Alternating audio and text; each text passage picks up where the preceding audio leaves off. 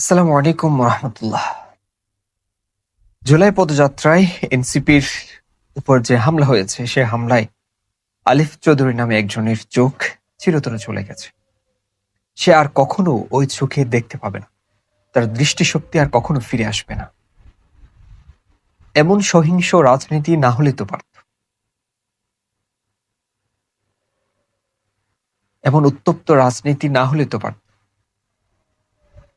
মেনে নিলাম এনসিপির নাসিরুদ্দিন পাটোয়ারির কথাবার্তা লাগামহীন, যার কারণে আপনারা ক্ষিপ্ত হয়েছেন। আপনারা যখন নাসিরুদ্দিনের কারণে ক্ষিপ্ত হয়েছেন, আপনি তাকে হামলা করেন। আমি কোনোভাবে এটা বলছি না যে, বা হামলাকে জাস্টিফাই করছি না, হামলাকে বৈধতা দিচ্ছি না, কিন্তু কথার কথা বলছি, যদি আপনার হামলা করতে হয়, আপনি নাসিরুদ্দিন পাটোয়ারিকে হামলা করেন। তার কারণে আপনি আলিফ চৌধুরী নামে আরেকজনের দৃষ্টিশক্তি কেড়ে নিলেন। সে আর কখনো দেখতে পাবে না। সে মারাও তো যেতে পারে। এমন উত্তপ্ত রাজনীতির ফলে কি এমন ফায়দা হচ্ছে আমাদের, কি লাভটা হচ্ছে? এমন সহিংস রাজনীতি না হলে তো পারে।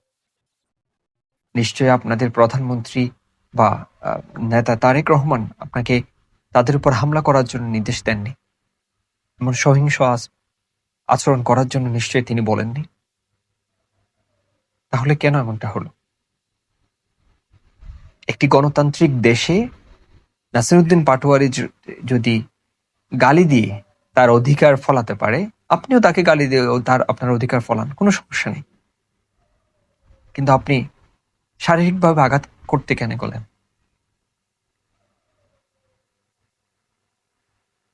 নাসিরুদ্দিন পাটোয়ারি যদি কোনো ফৌজদারি অপরাধ করে থাকে, আপনার তার বিরুদ্ধে মামলা করেন।